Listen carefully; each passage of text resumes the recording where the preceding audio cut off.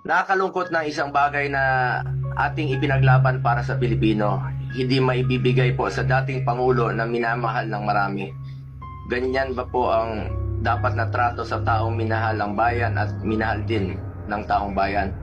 Ilang beses na po nagsinungaling si now Brigadier General Jean Pardo.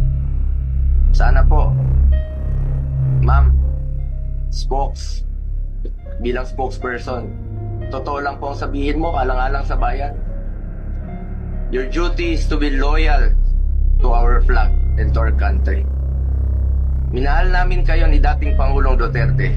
Sana, konting respeto lamang po. Kung nagawa nyo yan sa akin, magsinungaling, mas nagagawa nyo po yan sa ibang tao. Respeto lamang sana. Gaya ng pagrespeto at pagmamahal namin sa uniform personnel. Sinabi mo, nagpupunas lang ng pawis ang ilang pulis na nakuna ng video na umiiyak habang inaaresto si Pangulong Duterte. Mapigilan mo bang umiyak? Nasasaktan po yan. Doon lamang po tayo sa katotohanan at piliin nyo lang laging magsabi ng totoo alang-alang sa bayan. We must always entrust our loyalty to the Filipinos, to our flag, and to our country. Yan naman po parating sinasabi ni dating Pangulong Duterte sa inyo. Just be loyal to our country and to our flag. Di na niya kayang tumakas. Alam niyo po yun. Di na niya kaya kayong takbuhan. Dahil hirap na nga siyang maglakad, nagsusungkod na nga lang po siya. Imbis na umunlad, bigla tayong umurong.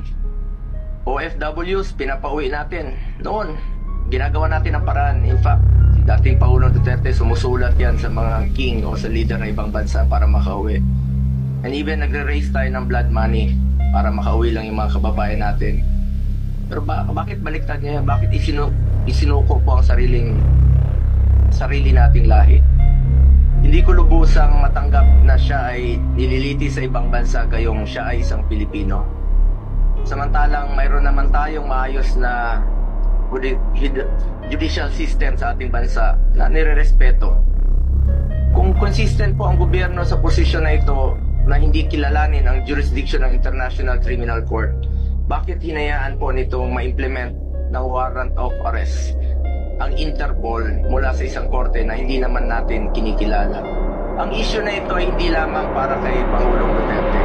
Ito ay mahalagang usapin sa soberanya ng Pilipinas na nakataya dito. Alang-alang sa ating mga bayaning nagbuwis ng buhay upang makamit lang ang ating kalayaan. Alang-alang sa ating ngayon na patuloy na inaalagaan ang ating soberanya upang ang ating mga anak at ating mga anak ay mamumuhay ng isang bansa na malaya at irespeto ng ibang bansa. Pakasakit po sa dibdib na pagkatapos niya isakripisyo ang kanyang sarili para sa kinabukasan ng ating mga anak at ng bawat Pilipino. Imbis na ibigay sa Pilipino ang paghusga sa mga ginawa ni dating Pangulong Duterte na paglaban sa droga at kriminalidad, sadly, hindi po ganun ang nangyari. Pilipino po ang dapat humusga sa totoong sitwasyon sa bansa. Kung mas nakakalakad na po ba ang ating mga anak noong panahon niya, hindi po nasasaktan, hindi nababastos. Kayo po ang humusga.